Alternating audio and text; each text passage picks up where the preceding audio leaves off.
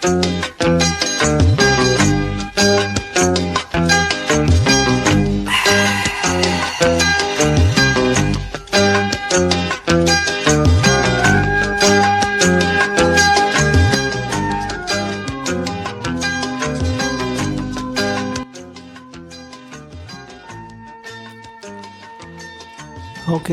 assalamualaikum warahmatullahi wabarakatuh, sahabat Amar Fakih channel. Ketemu lagi dengan kami di sini ya, Amar Fakih channel. Semoga para sahabat Amar Fakih senantiasa sehat walafiat ya, sehat lahir maupun batin, diberikan oleh Allah dalam hatinya keimanan yang bertambah kuat, keimanan yang kokoh ya, sehingga bisa menghadapi kehidupan ini apapun ya keadaannya ya, apapun yang terjadi bisa kita hadapi dengan tatak, dengan kokoh.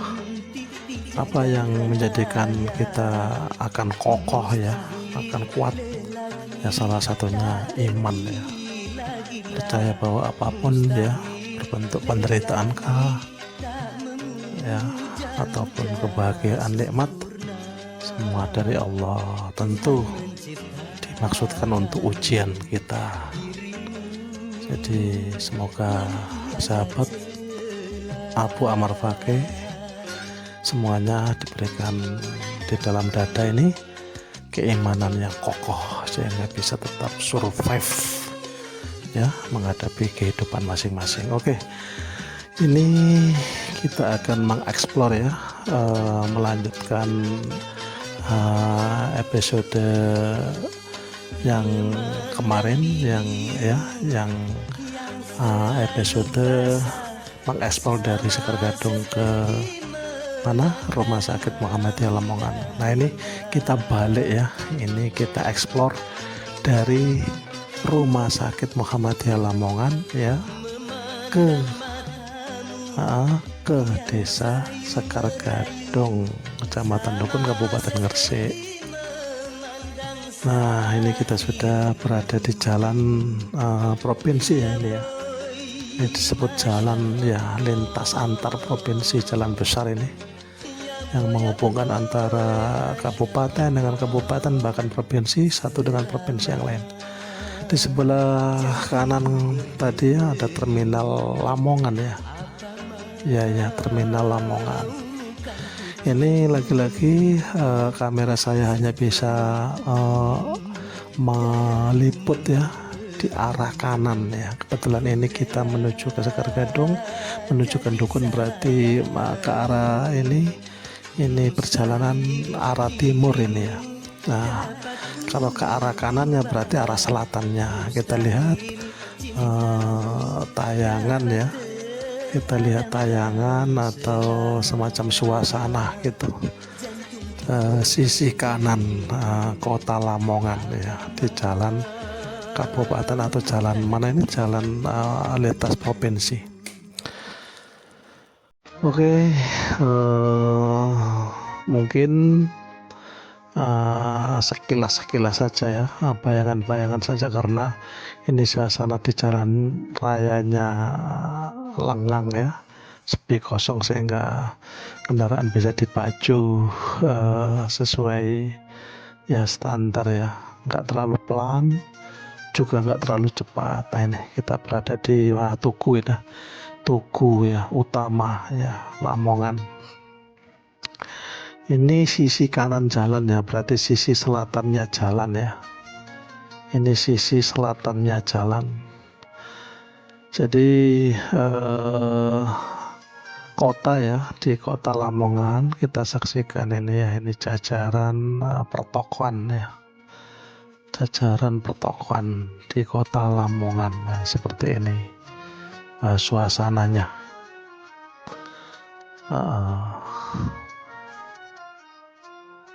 dan mengingatkan kepada sahabat Abu Ammar Fakih agar jangan lupa sebelum menonton video kami, jangan lupa kita tetap ya menjaga kewajiban kita, karena kita sudah memutuskan bersyahadat itu ya. Bersyahadat itu berarti mengakui bahwa Tuhan itu adalah Allah. Berangkat dari pengakuan awal kita bahwa Nabi Muhammad itu ya, kita akui betul-betul dia itu adalah Nabi. Nabi Muhammad itu kita akui sebagai Nabi dan Rasul. Tentu saja ada kalanya sebagian dari kita pengakuan ini masih berbentuk ikut ya, atau Islam keturunan ya, Islam yang dari doktrin.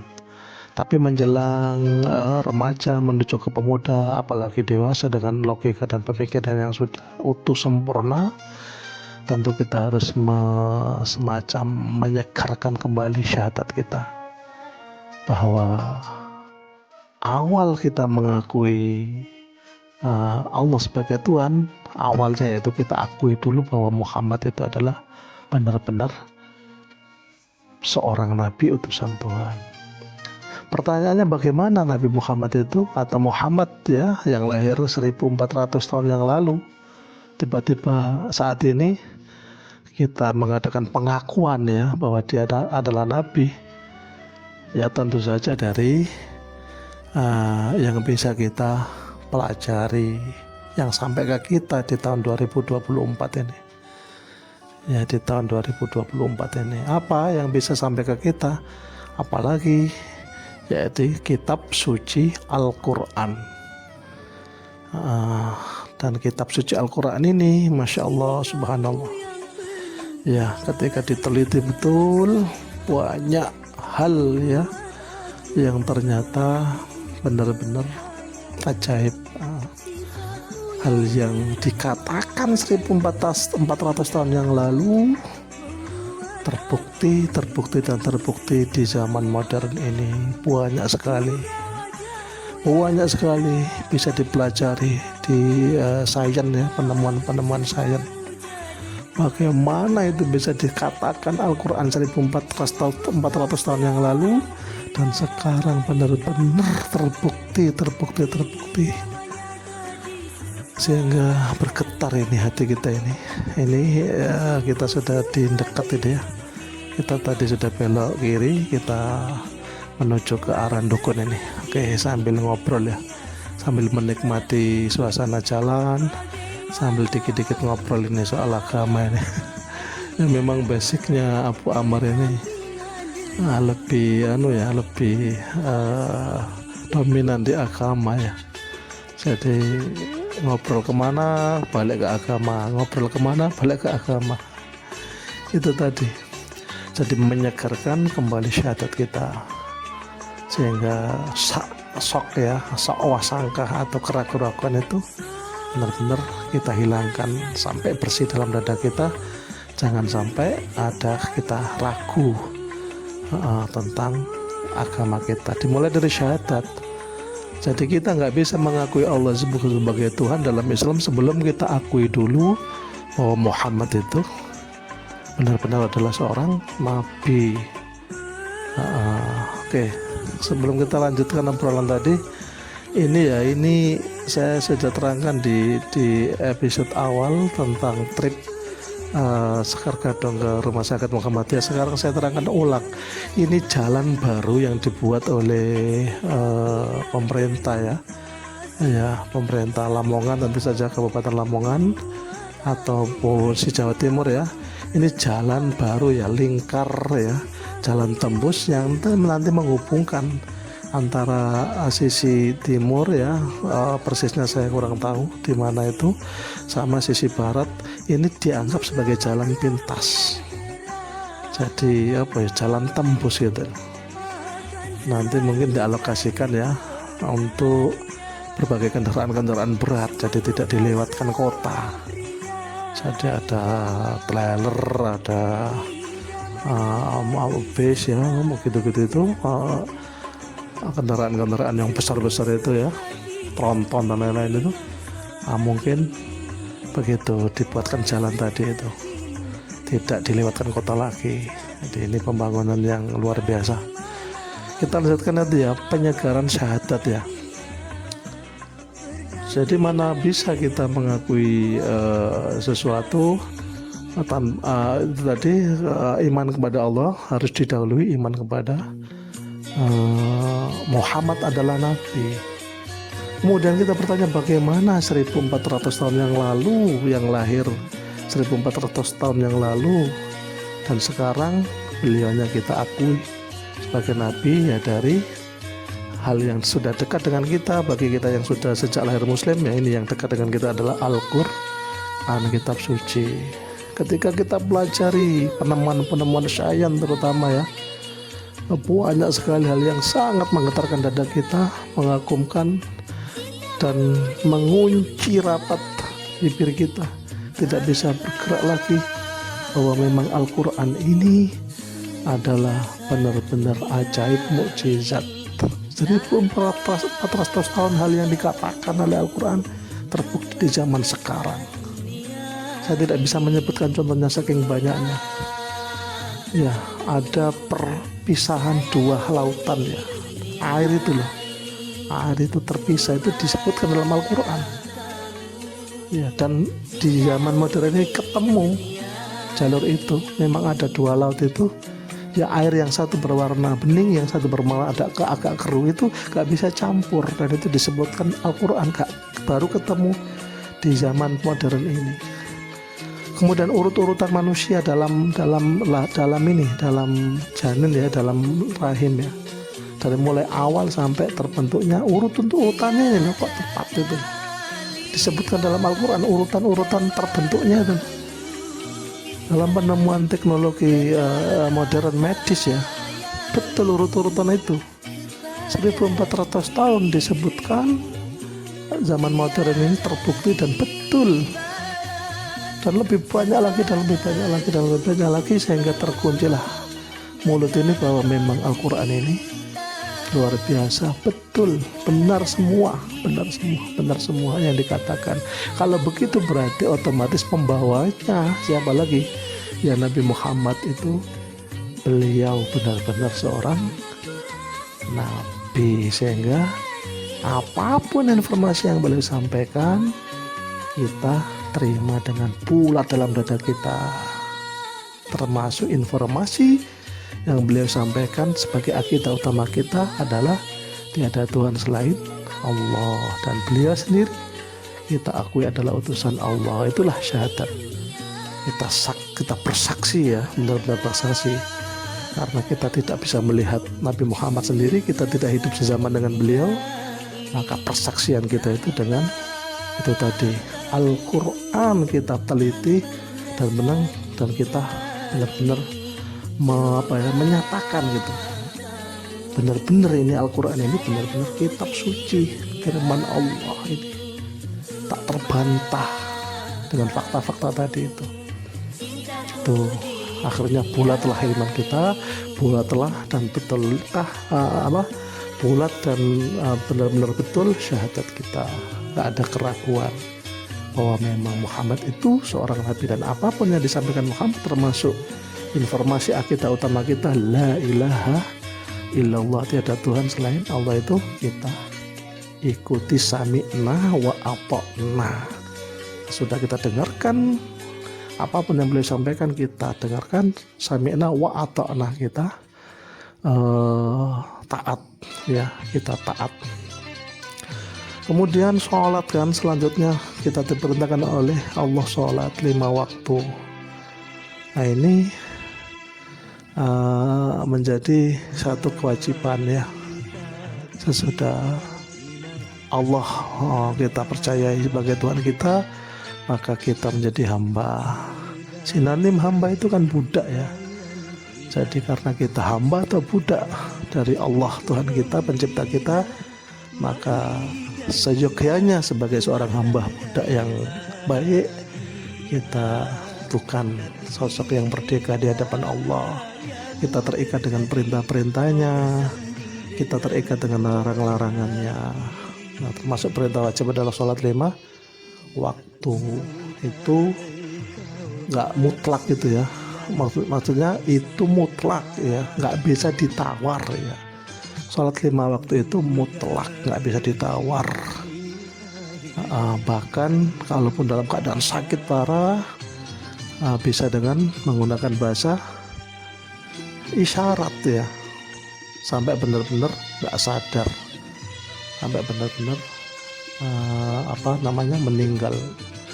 Itu baru kewajiban tadi sudah tidak dibebankan pada beliau, orang yang sudah meninggal itu. Tapi sebelum meninggal, kalau dia masih punya kesadaran ya, dia masih harus semampunya untuk melaksanakan perintah sholat. Ini namanya konsekuensi dari diri kita, bukan di hadapan Allah ya. Diri kita bukan makhluk merdeka. Nah, mereka-mereka yang berislam, mengaku sebagai seorang Islam, adapun malas-malas atau bahkan tidak melaksanakan perintah berupa sholat. Nah, ini manusia-manusia yang saya lihat kok merdeka sekali gitu ya. Mereka kok masih merdeka gitu, padahal seorang yang sudah menyatakan Allah sebagai Tuhan, karena otomatis dia itu hamba. Hamba kan bukan tidak merdeka, hamba kan terikat, nggak bisa leluasa kan. Ini dunia, ini penjara gitu bagi seorang yang mengakui Allah sebagai Tuhan. Di penjara diikat oleh aturan, tata tertib, pada perintah apa, dan larang-larang apalah itu. Kita diikat oleh itu. Kita laksanakan perintah itu dengan sebaik-baiknya. Kita pelajari larangannya apa, terus tidak kita lakukan. Nggak boleh ini, nggak boleh itu. Banyak itu ya. Terus bagaimana kalau orang beriman terus larangan sudah dipelajari begitu, sudah paham begitu, tapi masih diterjang. Nah, ini yang kita itu nggak bisa memahami. Kadang orang-orang terdekat kita, dari kawan sahabat kita itu sebetulnya sudah paham tentang apa larangan-larangan Allah ya, tapi kok dilakukan ya. Ya, itu membingungkan itu. Saya sendiri gimana melihat fenomena seperti itu. Ya sudahlah, itu nggak bisa saya pahami, nggak bisa saya jelaskan. Jadi keimanan itu kalau nggak diupdate ya, maksudnya tentang syahadat tadi loh, kalau dibiarkan nggak perbaharui ya tentang mindsetnya ya, bahwa kok bisa sih kita mengimani Allah itu dari mana? Ya dari kita mengimani Nabi, dari kita mengimani Muhammad adalah Nabi. Dari mana kita mengimani Muhammad yang lahir 1400 tahun yang lalu? Dari mana kita mengimaninya? Dari ini yang sampai ke kita, kitab sucinya, yaitu Al-Quran yang suci. Tuh, terus bagaimana Al-Quran yang suci, Al-Quran tadi ya, Al-Quran kitab suci ini kita percaya dia itu benar-benar Al-Quran, benar-benar kitab wahyu Tuhan.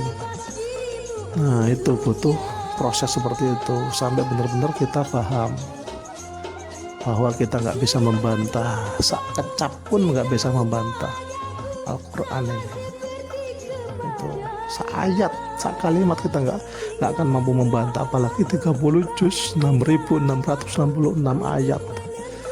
Wow, kita nggak bisa berkutik lidah kita, dan itu cukuplah kita kemudian tunduk dan keluk sujud bahwa memang ini kitab ini firman Tuhan. Tuhan itu ada. Ada yang berpikiran agak ekstrim, tanya-tanya soal memang Tuhan itu ada, kok gak nampak. Ini masjid ya, masjid apa ini? Masjid di daerah Belawi nih. Ini ada masjid di daerah Belawi. Jadi masjid Muhajirin. Nah, di daerah Belawi itu ada masjid Muhajirin. Masjid Muhajirin ini Masjid Muhammadiyah, ini kelihatan dari simbol ya. Oke, kita lanjutkan perjalanan. Kita lanjutkan perjalanan ya. Ini kita berada di area wilayah Belawi nih. Alhamdulillah ini ya. Sambil ngobrol-ngobrol ya itu tadi terkait dengan obrolan. Kalau Abu Ammar ya basicnya agama ya, yang dalam hatinya itu yang kemarin dibuka, dipelajari, walaupun nggak bisa fasih ya, tapi paling enggak di dadanya itu yang dominan itu. Ini desa Belawi nih, ini desa Belawi. Baik, kita lanjut ke tadi. Saya nyinggung soal apa tadi ya? Saya sempat tertawa tadi ya. Ada orang menanyakan soal Tuhan itu. Tuhan itu apa ada itu? Kalau ada kok nggak kelihatan. Ini sekilas sepertinya betul pertanyaan itu, sekilas ya. Kok nggak kelihatan gitu? Memangnya Tuhan itu ada? Kalau ada mana kok nggak kelihatan gitu itu? Saya itu kadang lucu sendiri itu, ada pertanyaan seperti itu. Maksudnya gimana ya? Memang sekilas kelihatan logis pertanyaan seperti itu. Tapi sebelum bertanya seperti itu mestinya apa ya? Gini loh.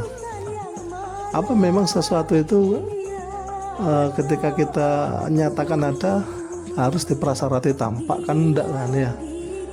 Ya, sesuatu yang angin-anginan itu, dia itu menerpa wush ya ke muka kita itu, sementara mana nggak kelihatan yang wush tadi itu, atau bau-bauan itu, bau wangi ya, bau yang nggak enak itu, bau-bau yang busuk ya, itu bau apa sih itu, nggak kelihatan, tapi kan ada, kita akui keberadaannya dari ada yang dari yang nampak, ada yang dari yang tercium, ada yang dari apa ya, kayak merinding bulu gitu itu. Berarti ada sesuatu yang hadir ya di belakang kita itu. Karena apa? Bulunya apa merinding itu. Masa sesuatu yang ada itu harus diprasarati tampak? Kan enggak kan? Lebih-lebih kalau mau berpikir kritis.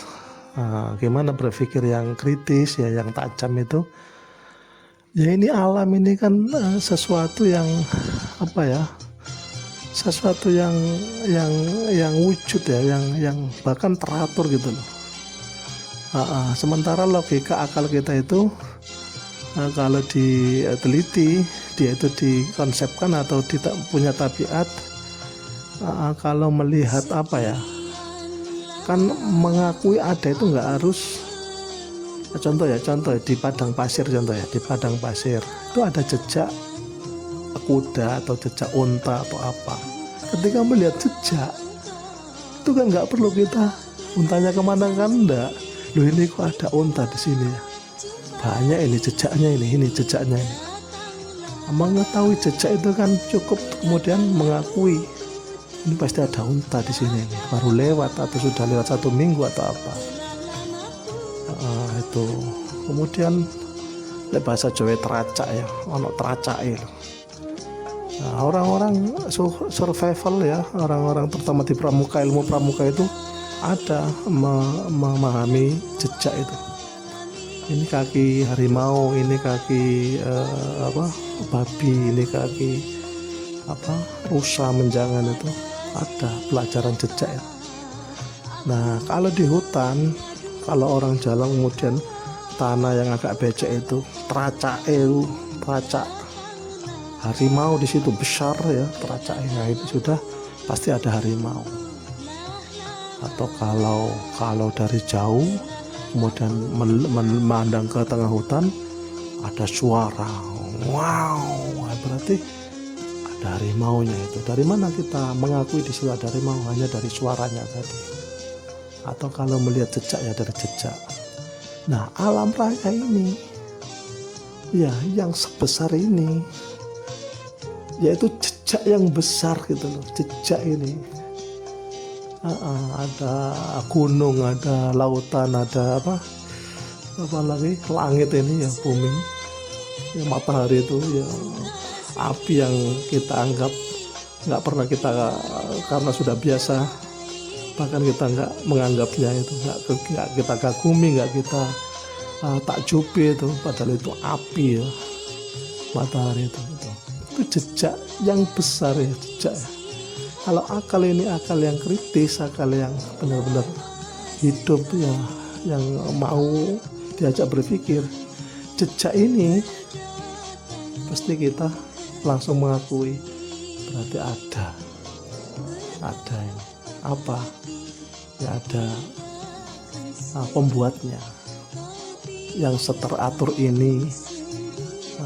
Kita melihat batu bata di sebuah lokasi, ada 1000 batu bata umpamanya, kita lihat di sebuah lokasi, kemudian batu bata itu tersusun dengan rapi sekali. Lagi-lagi tabiat, logika kita, akal kita itu pasti menyebut batu bata itu ada yang menyusun karena tertata, karena teratur, karena rapi. Tabiat ini loh, Allah membuat, Tuhan membuat akal kita, logika kita itu ditabiatkan begitu. Kalau ada yang teratur itu kita langsung menyangka dengan kuat ya, 100% ada yang mengatur, ada yang menata. Mau teratur kok, ribuan batu bata kok teratur seperti itu, ada yang mengatur itu. Yang teratur ada yang mengatur itu loh, perlu kita garis bawahi. Nah, alam ini ya, mulai ada malam, ada siang, waktu berjalan dengan sangat tertib, teratur sekali. Miliatan manusia itu, telinganya 2, matanya 2, tangannya 2, kakinya 2, teratur sekali. Wow gitu, ada yang mengatur, yang teratur ada yang mengatur, gitu itu. Nah, dari semua hal yang saya bicarakan tadi tuh, kemudian cukuplah dengan akal itu diakui ya, bahwa Tuhan itu ada, sang pengatur atau sang pencipta lah, itu ada. Baru kalau sudah memang akal sampai di situ ada, tentang Tuhan siapa, sudah bukan ranahnya akal nggak bisa mempelajari dari sisi akalnya itu, Tuhan itu siapa. Nanti akal baru baru bisa sesudah diberitahu. Nah, prosesnya panjang, saya nggak membahas ke sana. Ini kita jalan-jalan ya, nanti kasih tema-tema perbincangan obrolan yang berat, nggak bisa menikmati suasana jalan ini. Nah, ini kita masih menuju ke dukun ya. Ini jalanan sepanjang dari dekat tadi ya, kan dukun. Oke, sahabat Abu Ammar Fakih ya, yang tercinta, tentu saja sambil menikmati perjalanan ya, ini sisi kanan jalan ya, dari arah selatan menuju ke utara gitu saja. Saya nggak tahu persisnya jalanan ini membentang selatan utara atau selatan ya, ke timur laut kah, saya nggak bisa memastikan. Kita lihat ada kompas ya tuh. Nah, kita lihat di sisi ya kanan jalan ini, kalau dari pemahaman saya ya, wetane dalan, nah timurnya jalan ini persawahan. Kemudian ini ada sungai ya, kali irigasi. Ini kalau hujan ya, musim hujan, wow, meluap ini airnya. Airnya itu bisa banjir ini. Tapi kalau musim-musim sudah kemarau seperti ini aman. Ini di sepanjang kawasan ini Ini sudah mulai wilayah Karangbinangun apa ya? Iya, sudah mulai wilayah Karangbinangun ini. Nih ya, sungainya.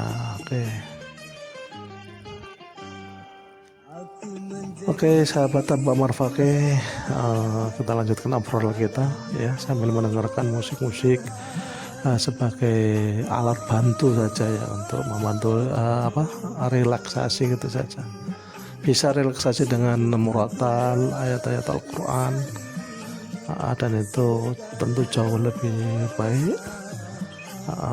Namun bisa jadi ada kalanya sebagai semacam selingan ya, dikit gitu ya, selingan dikit ya, jangan dominan selingan kok terus-terusan ya enggak lah, tapi dikit sekali tempo gini aja ya, tuh dibantu melonggarkan syaraf-syaraf ya, bisa dengan bantuan semacam musik ya, apalagi musik-musik zaman lama ya, musik zaman dulu ya, itu tentu saja beda dengan musik zaman sekarang. Musik zaman sekarang itu ada dangdut koplo itu memang cenderung musik yang dipakai untuk party ya, musik pesta itu. Jadi ada pesta, resepsi atau apa, itu kalau nggak diputarkan musik koploan, dangdut koploan, itu rasanya saya kurang gitu ya, kurang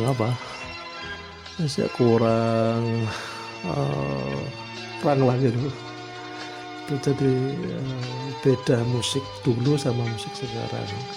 Sepertinya motivasinya atau konteksnya itu sudah beda ya. Kalau dulu kan sendu, nyantai, nggak terkesan party, nggak terkesan pesta-pesta gitu.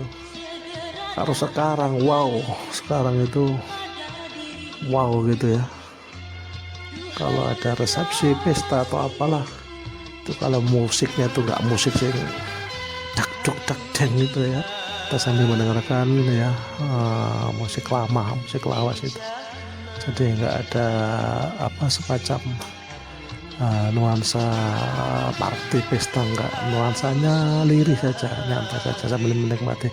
Ini barusan kita melewati jembatan Dukun tadi ya, kita sudah sampai di area kawasan mana ini, Pasar Dukun ini ya, Pasar Dukun. Ini kita masuk ke kiri ya, ini masuk Pasar Dukun bagian dalam ini. Nah, ini biasanya ada lomba burung di sini. Lomba namanya apa itu ya, lomba burung berkicau ya, yang dilombakan apanya ya, kicauannya ya. Secara medil sini apa lanjut apa enggak itu ya, saya sering melintas ini itu, orang banyak sekali, luar biasa penggemar burung itu. Mudah-mudahan semuanya ya di dalam kebaikan, jangan ada perjudian ya, jangan ada hal-hal yang dilarang oleh Allah. Jadi mereka kumpul dalam kebaikan, itu doa kita semua ya. Saya nggak tahu itu hanya doa kita pada siapapun, mudah-mudahan semuanya dalam kebaikan ya, semuanya dalam kebaikan, melakukan kebaikan dan menghindari sejauh-jauhnya hal yang buruk, terutama hal yang dilarang oleh Allah, judi, itu ya. Karena itu tadi loh, sesudah menyatakan iman ya, sesudah menyatakan mengakui Allah sebagai Tuhan ya, kita kemudian statusnya itu apa, hamba, tidak orang merdeka, bukan orang yang merdeka. Kita terikat oleh perintah dan terikat oleh larangan. Nah, kalau enggak ya itu tadi ancamannya itu nanti ngeri ya, ngeri di akhirat yang abadi itu. Jangan sampai kita celaka di akhirat yang abadi itu. Wajib kita di dalam keselamatan, dan sekarang momentum untuk mengusahakannya. Nah, ini berada di Kalimati ya, Kalirejo ini sebelah kanan kita ini ya, karena kamera saya hanya memantau yang kanan ya. Ini makam ya, makam Kalimati ya, dibakar bagus ini, luar biasa ini. Kalirejo atau Kalimati ini luar biasa, bagus sekali ya. Perkembangan ekonomi penduduknya bagus sekali, dan pembangunannya juga luar biasa ya. Di ini Kalirejo, Kalimati atau Kalirejo yang saya ketahui ya, yaitu Kalirejo atau apa, Kalimati. Oke, kita masih melanjutkan perjalanan menuju kemana tadi, Sekar Gadung ya. Jadi menuju ke Sekar Gadung dari sisi kanan kita meliputnya. Kanan berarti kalau dari arah timur ya lori dalan ya. Kanan kalau dari arah timur itu utaranya jalan. Nah, ini kawasan yang juga masih arang-arang omai. Jarang ya, lahannya masih luas ya, belum berhimpit-himpitan, ini luar biasa. Ini masih jalannya ini masih apa kok jalan, lahannya masih longgar ya. Banyak tanah-tanah dijual di sini kok, monggo yang berminat ya. Ini juga orang Sekar Gadung banyak yang beli di sini nih, luar biasa ini. Manajemennya Bapak Kadasnya itu, wow itu. Ini desa Kalimati atau Kalirejo atau mana, ada dusun Mulak, ada dusun apalagi gitu, lupa saya di sini. Oke, nah ini kita lihat juga ya kampungnya bersih, kampungnya luar biasa, tertib rapi. Ini pedesaan ya, beruntung ya orang yang berada tinggal di hunian desa ini, sebagai tempat hunian yang asri ya desa itu ya, daripada kota yang bising yang ramai. Aduh, kalau mari ini untuk kota itu bengi yuk, kalau koyo bengi hidup terus di kota itu ya, kota yang ramai yang saya maksudkan ya. Walaupun ono beberapa kota, sudut-sudut kota yang sepi itu kota yang ramai itu. Nah, ini pedesaan itu barokah, wes tinggal di desa, bertani ya, berkebun, bertambak, itu barokah. Bisa tinggal bersama anak istri dengan penghasilan yang pasti barokah, karena tanam sendiri, dipanen-panen sendiri, dimakan-makan sendiri. Oke sahabat Abu Amar Fakih channel ya, ini kita masih di area desa Kalimati Kalirejo. Ini wilayah Pundung ya, daerah sini kalau malam hari ya masih gelap ya, konon dari dengar-dengar dari orang-orang lewat sini kadang-kadang ada penampakan. Ya, penampakan itu kita bahasakan dalam Islam sihir ya.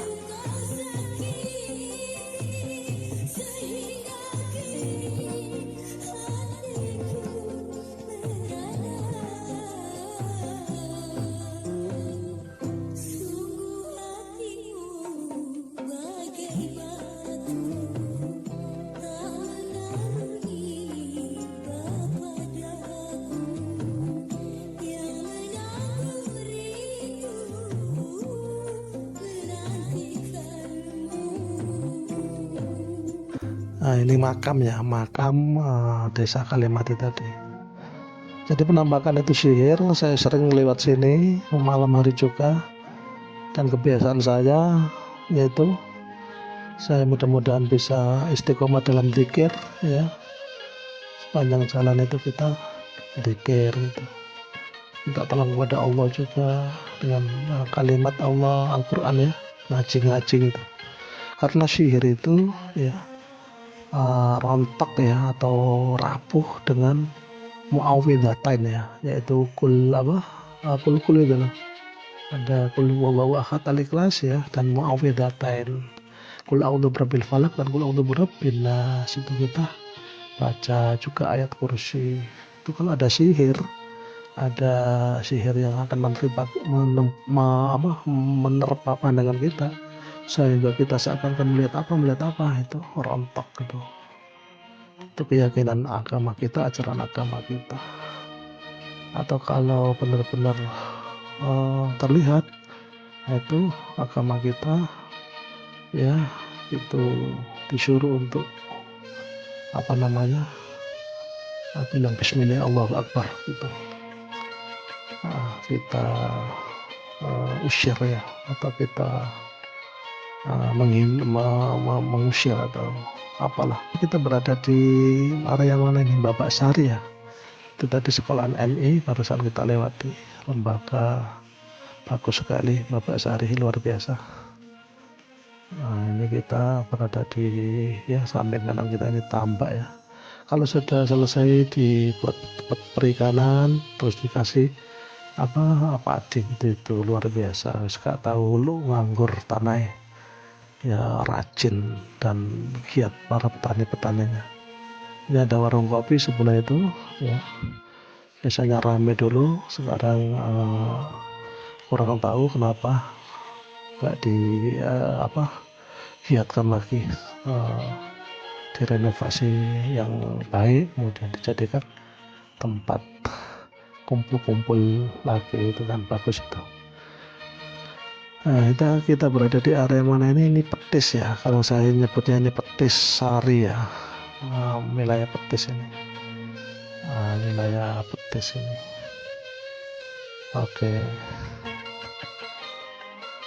wilayah Petis, dan ya kita belok kiri lagi, belok kiri.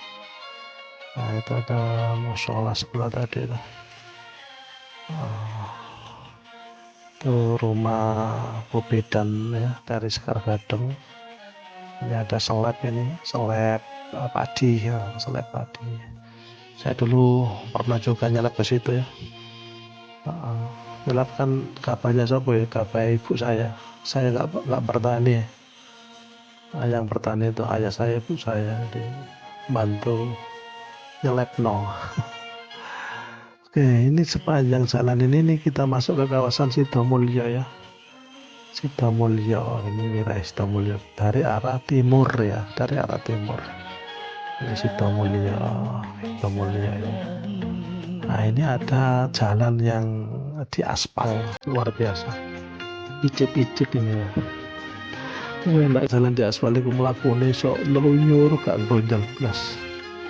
Luar biasa ini ya, kepala desanya luar biasa, Bapak Bawe ini. Diacungi jempol ya. Ini kembali ke jalan Paping ya, gini ini ngeronjol ya, wis pahala ya akeh.